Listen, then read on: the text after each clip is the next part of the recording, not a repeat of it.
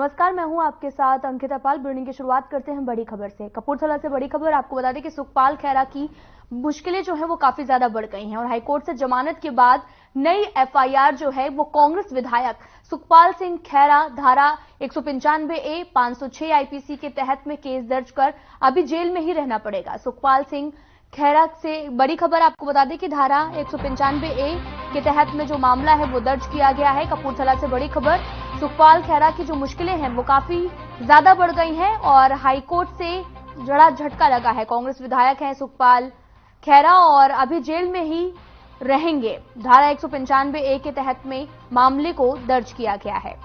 सुखपाल खैरा की जो मुश्किलें हैं वो काफी ज्यादा बढ़ गई। हाईकोर्ट से जमानत के बाद में नई जो एफआईआर है वो दर्ज की गई है। कांग्रेस विधायक सुखपाल सिंह खैरा है और अभी जेल में ही रहेंगे। धारा 195A के तहत में मामला दर्ज किया गया है।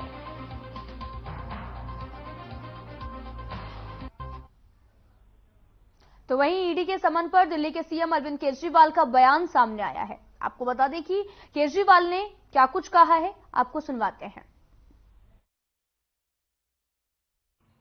नमस्कार। शराब घोटाला, पिछले 2 साल से यह शब्द आपने कई बार सुना होगा। 2 साल से बीजेपी की सारी एजेंसीज कई रेड मार चुकी हैं, कई लोगों को गिरफ्तार कर चुकी हैं, लेकिन अभी तक एक भी पैसे का हेरफेर कहीं नहीं मिला, कहीं से एक भी पैसा नहीं मिला। अगर भ्रष्टाचार वाकई हुआ है तो इतने करोड़ों रुपए गए कहां? क्या सारा पैसा हवा में गायब हो गया? सच्चाई यह है कि किसी तरह का कोई भ्रष्टाचार हुआ ही नहीं। अगर होता तो पैसा भी मिलता। ऐसे फर्जी केस में आम आदमी पार्टी के कई नेताओं को इन्होंने अभी तक जेल में रखा हुआ है। किसी के भी खिलाफ कोई सबूत नहीं है, कुछ साबित नहीं हो रहा, खुलेआम गुंडागर्दी चल रही है, किसी को भी पकड़ के जेल में डाल दो। अब बीजेपी मुझे गिरफ्तार करना चाहती है। मेरी सबसे बड़ी संपत्ति, मेरी सबसे बड़ी ताकत मेरी ईमानदारी है। झूठे आरोप लगा के, फर्जी समन भेज के ये मुझे बदनाम करना चाहते हैं, मेरी ईमानदारी पे चोट करना चाहते हैं। इन्होंने मुझे समन भेजे हैं। मेरे वकीलों ने मुझे बताया कि ये समन गैर कानूनी है। क्यों गैर कानूनी है? ये मैंने इनको विस्तार से लिख के भेजा है। मैंने बताया है कि उनके समन कैसे गैर कानूनी है, लेकिन उन्होंने मेरी एक भी बात का जवाब नहीं दिया। इसका मतलब उनके पास मेरी बातों का जवाब नहीं है। इसका मतलब वे भी मानते हैं कि उनका नोटिस गैर कानूनी है। क्या मुझे एक गैर कानूनी समन का पालन करना चाहिए?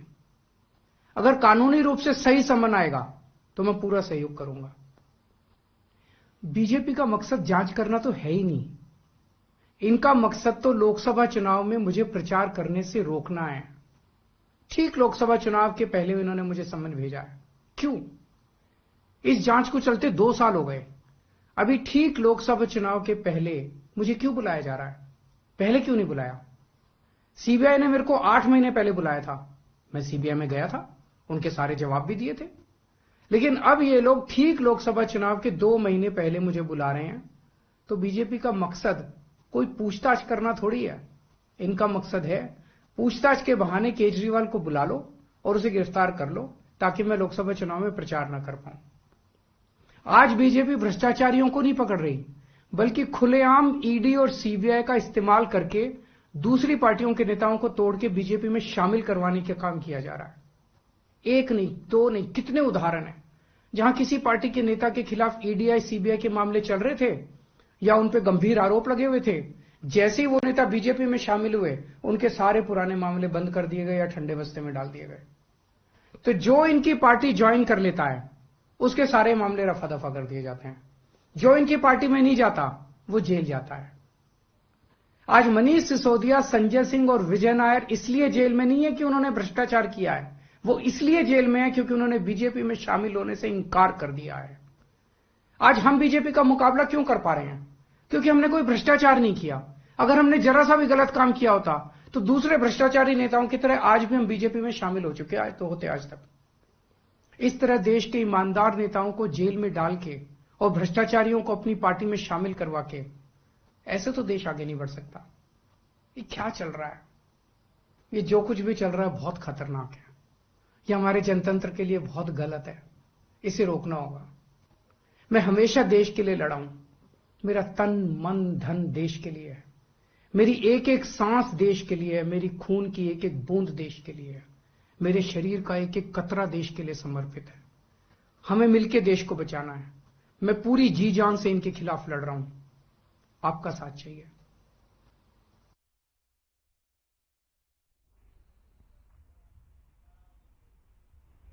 फिलहाल यहां रुकते हैं एक छोटे से ब्रेक के लिए।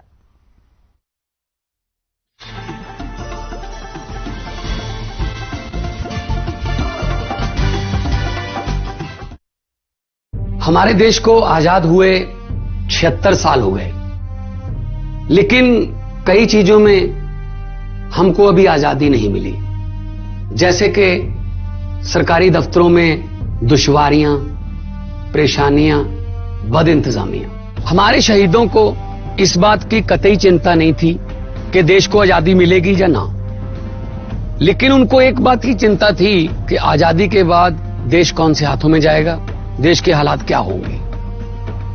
हमने आजादी की जंग इसलिए लड़ी थी ताकि हमारी आने वाली पीढ़ियों की जिंदगी आसान हो सके, न कि इसलिए कि वो जगह जगह पर सरकारी दफ्तरों में धक्के खाएं, परेशानियों का सामना करना पड़े। अगर जंग सबने इकट्ठे होकर लड़ी थी आजादी की, तो फिर सुख सहूलतें भी सबको इकट्ठी मिलनी चाहिए। हम तो शहीदों के पांव की मिट्टी के एक धूल के तिनके के बराबर भी नहीं है, लेकिन ये बसंती रंग की पग शहीदों के सपनों और इरादों की हमें याद दिलाती रहती है कि हमारे देश में आम लोगों के सिर्फ दिन रात नहीं, हालात बदलने चाहिए। चुनाव के समय हम लोगों के पास जा सकते हैं, तो चुनाव के बाद सरकार बनती है, तो सरकार बनने के बाद भी सरकारों को जनता के पास जाना चाहिए, ना कि जनता सरकारी दफ्तरों में खज्जल खुआर हो। यही आजादी के असली मायने हैं। शहीद आजम सरदार भगत सिंह जी के सपनों को साकार करने के लिए पंजाब सरकार ने फैसला किया है कि पंजाब के लोगों को अब सरकारी दफ्तरों के चक्कर नहीं लगाने पड़ेंगे, बल्कि सरकारी दफ्तर खुद चल के लोगों के घर पर आएंगे। अब सरकारी दफ्तरों के चक्कर काटने की जरूरत नहीं, बस डायल करें 1076 और सरकारी सुविधाएं अपने घर पर ही पाएं। पंजाब की भगवंत मान सरकार आपके द्वार।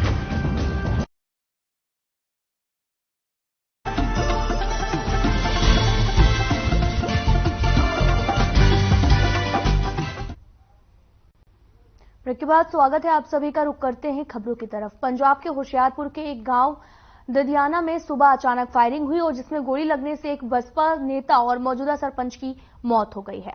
जानकारी के लिए आपको बता दें कि 3 युवक आए और पहले उनसे हाथ मिलाया गया और इसके बाद में उन्होंने उन पर एक नहीं बल्कि 4 गोलियां चला दी, जिनमें से एक गोली संदीप को लगी, जिसमें वो घायल हो गया है और अस्पताल ले जाने पर उसे मृत घोषित कर दिया गया।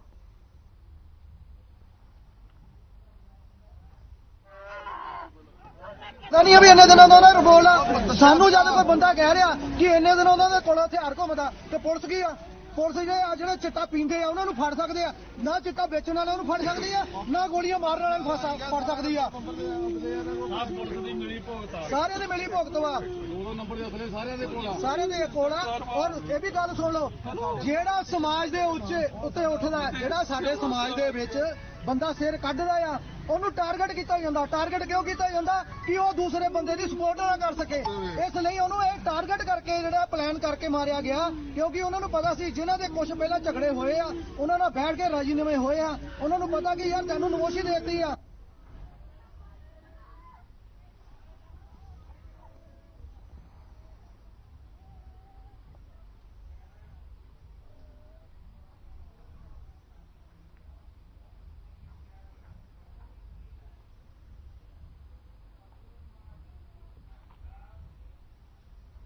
सुनाम के गांव चट्टा ननहेड़ा में आपको बता दें कि वाटर ट्रीटमेंट निर्माण को लेकर उसकी नींव बनाने का काम लगातार जारी है। 2 सगे भाई मजदूरों पर मिट्टी की ढीग गिरने से एक की मौत हो गई और आपको बता दें कि गांव रामगढ़ के राजमिस्त्री का काम करने वाले मजदूर सगे भाइयों पर नए साल के दूसरा दिन कहर जो है वो बरपा है। सुनाम के गांव चट्टा ननहेड़ा में वाटर ट्रीटमेंट के निर्माण को लेकर उसकी नींव बनाने का काम भी कर रहे थे और जिस दौरान मजदूर भाइयों पर मिट्टी की ढीक गिर गई और जिसके चलते दोनों की मौत हो गई है। परिजनों का रो रो कर बुरा हाल है।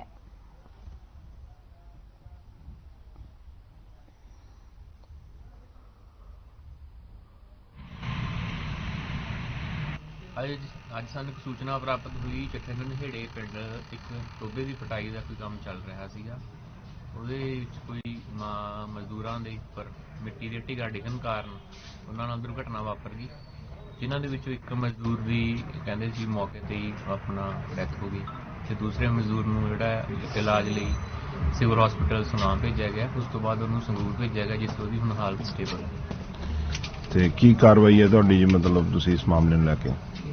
देखो जी, प्रशासन वालों इस विच जो बनती कार्रवाई है वो की जा रही है। उसकी मदर आए ने थाने विच अपनी स्टेटमेंट दर्ज करा रहे हैं, जिस मुताबिक पुलिस वालों बनती कार्रवाई जी है की है। आपको बता दें कि संगरूर से मामला सामने आया, जहां पर नींव बनाने के दौरान बड़ा हादसा हो गया। परिवार का जो रो रो कर है वो बुरा हाल है। आप तस्वीरें भी देख सकते हैं, जहां पर संगरूर में 2 मजदूरों की यहां पर ही मौत हो गई है। नींव बनाने के दौरान ये बड़ा हादसा हुआ, जिसके बाद में परिवार का रो रो कर बुरा हाल है। पूरा मामला संगरूर का है, जहां पर 2 मजदूरों की मौत हो गई है और जैसे ही ये जानकारी परिजनों को लगी तो परिजनों का रो रो कर बुरा हाल है।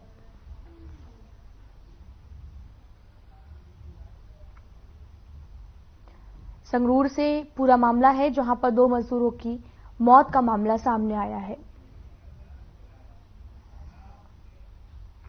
मामला तरनतारण के सूरसिंह गांव का है, जहां पर गरीब परिवारों के राशन कार्ड काटे गए हैं और लोगों ने राशन कार्ड काटे जाने पर आप विधायक को घेर लिया है, जिसके बाद में जमकर सरकार के खिलाफ नारेबाजी भी की गई और विधायक ने फूड सप्लाई इंस्पेक्टर को फोन कर जानकारी दी और वहीं विधायक ने भी अपना सारा गुस्सा विभाग के इंस्पेक्टर पर निकाल दिया है।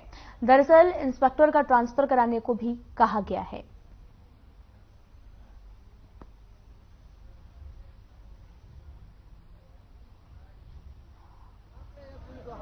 मामला जी साडा मुलाजम आ रहा सी कार से जी, ते उन्हें हो सकता ड्रिंक की होवे जी। ड्रिंक करके ते वो गड्डियां उहदे को गड्डी बेकाबू हो गई है।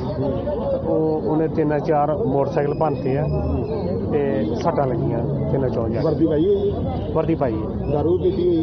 हो सकता पीती हो जी, मैं चेक नहीं किया जी। पर आम जनता पे इल्जाम है कि पुलिस वाले पुलिस की साइड ले रहे हैं। ये तो ਤੁਹਾਨੂੰ लगता पर मैनू नहीं लगता जी। ये तो मैं तुम सामने ही हाँ, दरखास्त लैके आओ कि मैं जो बनती कानूनी कार्रवाई है की नाम है मुलाजम का? ਉਹਦਾ ਨਾਮ ਹੈ ਜੀ ਕਾਂਸਟੇਬਲ ਪ੍ਰਨਾਮ ਸਿੰਘ ਹੈ। ਕਿੱਥੇ ਡਿਊਟੀ ਇਹਨਾਂ ਦੀ? ਉਹ ਸਾਡਾ ਡਿਊਟੀ ਕਰਦਾ ਪ੍ਰਾਈਵੇਟ ਕਿਸੇ ਬੰਦੇ ਦੇ ਨਾਲ ਉਹ ਗੱਲ ਮੈਂ ਸਰ ਸਵੇਰੇ ਵੀ ਕੁਝ ਐਕਟਿਵਾ ਨੂੰ ਜਿਹੜੀ ਟੱਕਰ ਮਾਰੀ ਗਈ ਸੀ। ਹਾਂਜੀ ਹਾਂਜੀ ਹਾਂਜੀ। ਕੀ ਜਾਪਦਾ ਜੀ ਡਰਿੰਕ ਹੋਈ ਸੀ ਇਹਦਾ? ਉਹਨਾਂ ਦਾ ਸਵੇਰੇ ਰਾਜੀਨਾਮਾ ਹੋ ਗਿਆ ਸੀ।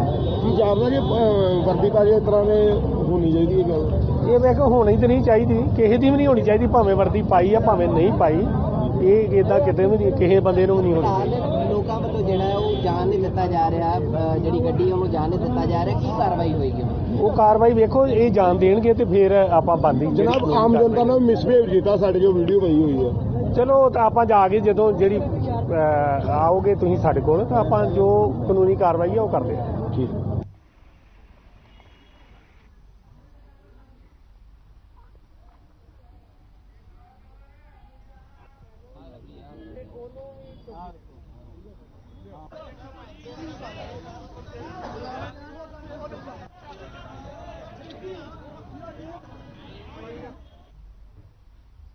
चंडीगढ़ के पीडब्ल्यूडी के टेंडर लेने वाले कुछ ठेकेदार पीडब्ल्यूडी के इंजीनियर के खिलाफ विजिलेंस में शिकायत देने सेक्टर 9 पहुंचे हैं। उनका कहना था कि पीडब्ल्यूडी के जूनियर इंजीनियर रितेश कुमार की संपत्ति और पीडब्ल्यूडी में उनके द्वारा करवाए गए कार्यों और बिलों की जांच विजिलेंस से करवानी चाहिए। जूनियर इंजीनियर रितेश कुमार ने भी महज 8 सालों की नौकरी में इतनी बड़ी संपत्ति कैसे बना डाली है, इस पर सवाल निशान उठाते हुए ठेकेदारों ने बताया कि 8 साल पहले इन्होंने ड्यूटी ज्वाइन की है और अपने कार्यकाल के दौरान पीडब्ल्यूडी में कार्यरत हैं। ठेकेदारों को परेशान करने लगे हैं और कई ठेकेदारों के 2 साल पहले के बिल रितेश कुमार ने नहीं बनाए हैं। इस बारे में विभाग ने प्रमुख को कई बार मौखिक रूप से ठेकेदार द्वारा भी जानकारी दी गई, लेकिन बावजूद इसके इंजीनियर रितेश कुमार ने अपना रवैया नहीं बदला है।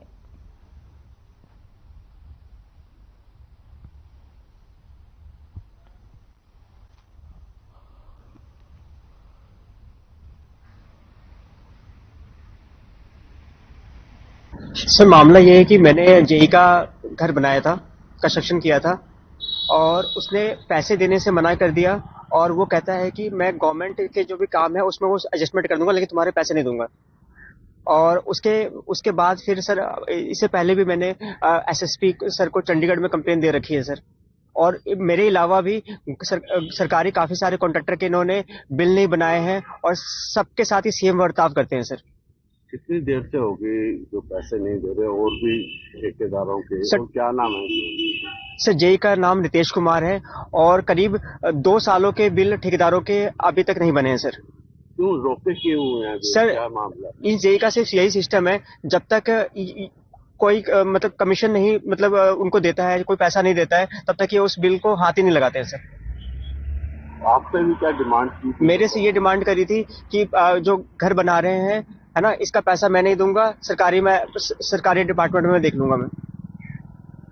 तो आप विजिलेंस को जो शिकायत दी है इसके बारे में थोड़ा बताइए। विजिलेंस में सर मैंने ये शिकायत दी है कि इनके जो जब से ये 8 साल हो गए सर इनको इस पीडब्ल्यूडी में काम करते हुए, इनके सारे बिल की जांच करवाई जाए सर, ये मेरी मांग है वहां पर। और इनका जो इन्होंने इतने सालों में जो भी चीजें बनाई है उसकी भी एक बार जांच हो।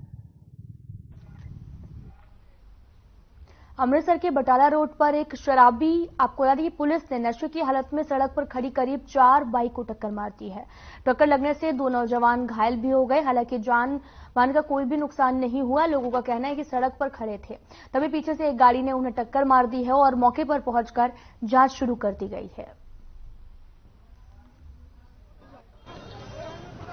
मामला जी साडा मुलाजम आ रहा सी कार ते जी, ते ਉਹਨੇ हो सकता ड्रिंक की होवे जी, ड्रिंक करके ते वो गड्डियां ਉਹਦੇ को गड्डी बेकाबू हो गई है, उन्हें 3-4 मोटरसाइकिल भनते हैं ते सट्टां लगियां 3-4 जाने। वर्दी पाई हुई है? वर्दी पाई है। दारू पीती हुई है? हो सकता पीती हुई है, मैं चेक नहीं किया जी।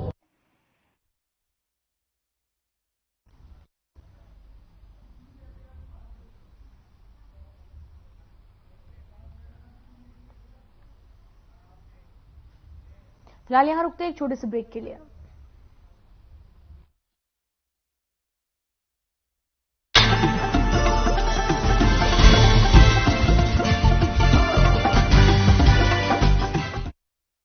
हमारे देश को आजाद हुए 76 साल हो गए, लेकिन कई चीजों में हमको अभी आजादी नहीं मिली, जैसे कि सरकारी दफ्तरों में दुश्वारियां, परेशानियां, बद इंतजामियां। हमारे शहीदों को इस बात की कतई चिंता नहीं थी कि देश को आजादी मिलेगी या ना, लेकिन उनको एक बात की चिंता थी कि आजादी के बाद देश कौन से हाथों में जाएगा, देश के हालात क्या होंगे। हमने आजादी की जंग इसलिए लड़ी थी ताकि हमारी आने वाली पीढ़ियों की जिंदगी आसान हो सके, न कि इसलिए कि वो जगह जगह पर सरकारी दफ्तरों में धक्के खाएं, परेशानियों का सामना करना पड़े। अगर जंग सबने इकट्ठे होकर लड़ी थी आजादी की, तो फिर सुख सहूलतें भी सबको इकट्ठी मिलनी चाहिए। हम तो शहीदों के पांव की मिट्टी के एक धूल के तिनके के बराबर भी नहीं है, लेकिन ये बसंती रंग की पग शहीदों के सपनों और इरादों की हमें याद दिलाती रहती है कि हमारे देश में आम लोगों के सिर्फ दिन रात नहीं, हालात बदलने चाहिए। चुनाव के समय हम लोगों के पास जा सकते हैं, तो चुनाव के बाद सरकार बनती है, तो सरकार बनने के बाद भी सरकारों को जनता के पास जाना चाहिए, ना कि जनता सरकारी दफ्तरों में खज्जल खुआर हो। यही आजादी के असली मायने हैं।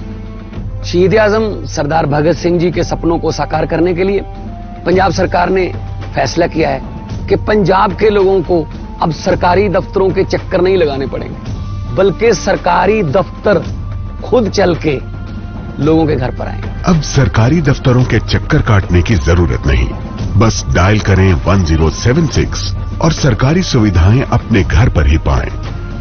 पंजाब की भगवंत मान सरकार। आपके द्वार।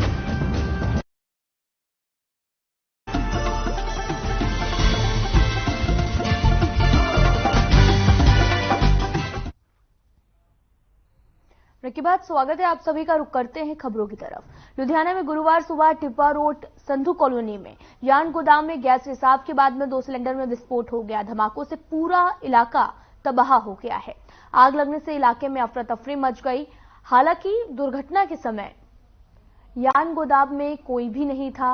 आग की लपटें कई किलोमीटर दूर से दिखाई दे रही हैं और आग बुझाने के लिए लोगों ने खुद ही पानी का छिड़काव किया और साथ ही घटनास्थल के आसपास रहने वाले लोगों ने तुरंत फायर ब्रिगेड को सूचना दी। सुंदरनगर फायर स्टेशन से कुल 3 फायर टेंडर मौके पर भेजे गए और यार्न गोदाम में आग लगने के तुरंत बाद में आसपास की इमारतों से लोगों को बाहर भी निकाला गया। हादसा इतना भयानक था कि सूत मिलकर पूरा स्टॉक जलकर राख हो गया है।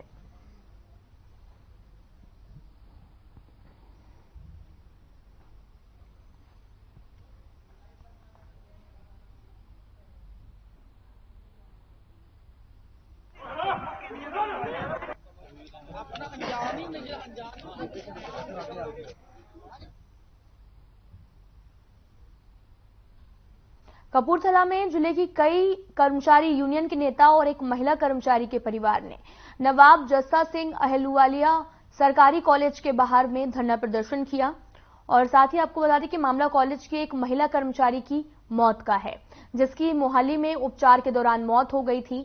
तो वहीं परिवार ने कॉलेज के प्रिंसिपल पर मानसिक प्रताड़ना का भी आरोप लगाया है और साथ ही आपको बता दें कि प्रदर्शनकारियों ने मांग की है कि जब तक परिवार को इंसाफ नहीं मिलता है तब तक महिला कर्मी का संस्कार नहीं किया जाएगा। साथ ही आपको बता दें कि प्रदर्शनकारियों से मिलने आए एसडीएम कपूरथला ने भी कहा कि पीड़ित पक्ष की शिकायत ले ली गई है और उच्च अधिकारियों के ध्यान में सारा मामला लाने के बाद में उचित कार्रवाई जो है वो की जाएगी।